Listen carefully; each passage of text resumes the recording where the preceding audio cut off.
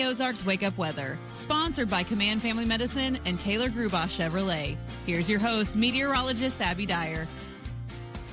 Good morning, everybody. Welcome to your Thursday. Somehow it is June 5th, and we are waking up with some fog in the Ozarks this morning.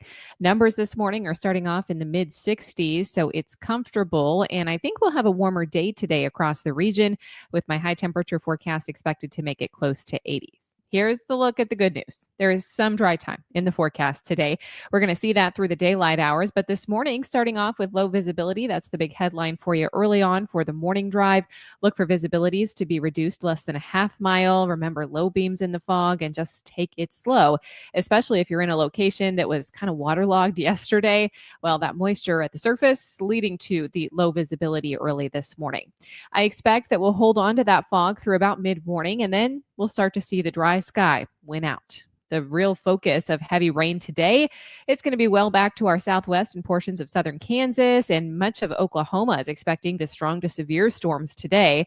There's still a front in the area, however. It's draped across our county, so this means that an additional chance for rain and storms will develop as we head into tonight and Friday. Once again, just like the storms that we had around yesterday, there may be the opportunity for a few strong ones.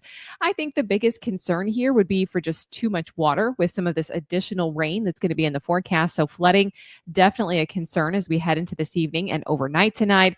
I think the severe weather will be localized, but the best chance for seeing that is going to be along and south of Highway 60s.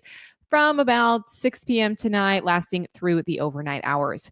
I also expect that we could have some small hail, maybe some gusty winds with some of the strongest storms that develop, so big heads up to you there. Rain chances, they're in the forecast daily through about Saturday. We can't get rid of the rain just yet. In fact, I keep a low chance for rain in the forecast even through Sunday and Monday of next week. This is only about a 20% chance, though. In large part, those days will be dry days in the Ozarks. We have a lot of dry time this afternoon. We need it. But unfortunately, more rain is in the forecast tonight, and there could be another inch of accumulation. As we look at the temperatures through the next 5 days, numbers are going to stay pretty steady. I told you today will be either side of that 80-degree point. Some sunshine is in the forecast, especially early in the day today.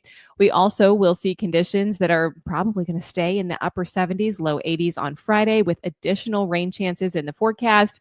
Rain chances lower on Saturday, but they are not zero, and then we'll stay in the 80s for highs on Sunday and Monday, and I'm expecting about a 20% chance for rain both of those days. So active across the Ozarks and really active across the country. What's making headlines today? Heavy showers and a few thunderstorms bringing a threat for flash flooding across portions of the Southwest and much of the Southern Plains. We also have this threat for severe weather. I told you about it today back to our west. Well, that threat is going to expand to the east as far as the Ohio Valley and the Tennessee valleys for tomorrow. So much of the midsection waterlogged. We've seen too much rain, some flooding concerns, and now there are additional concerns for some severe weather. All right, it's time for the Around the Ozarks Wake Up Weather Brain Twister trivia question for the day. I've been on this tropical theme since hurricane season officially began on June 1st. So here's another one for you. What is the minimum sustained wind speed required for a tropical cyclone to be classified as a hurricane in the Atlantic Ocean?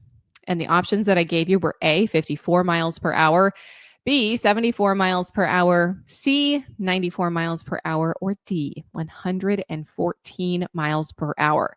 So to be a hurricane, meaning category 1 on the scale, it has to be at least B, 74 miles per hour. Category 1 storms are anywhere from 74 to 95 miles per hour. Tropical storms are 39 to 73 miles per hour. And if you hear us talk about tropical depressions, those are even less. Those are 38 miles an hour or less. Of course, the scale goes up and the winds get stronger. And here's a question related to that for tomorrow. What scale is used to classify the intensity of tropical cyclones, including hurricanes, based on their sustained wind speeds? Do you think it's A, the Beaufort scale, B, the Fujita scale, C, the Saffir-Simpson scale, or D, the Richter scale? You can let me know your guess. That's online at aroundtheozarks.com. Want to thank our sponsors, Command Family Medicine and Taylor Gruboff Chevrolet. I hope you have an enjoyable day. Take it slow this morning in the foggy conditions. I'll be back to chat with you first thing tomorrow morning.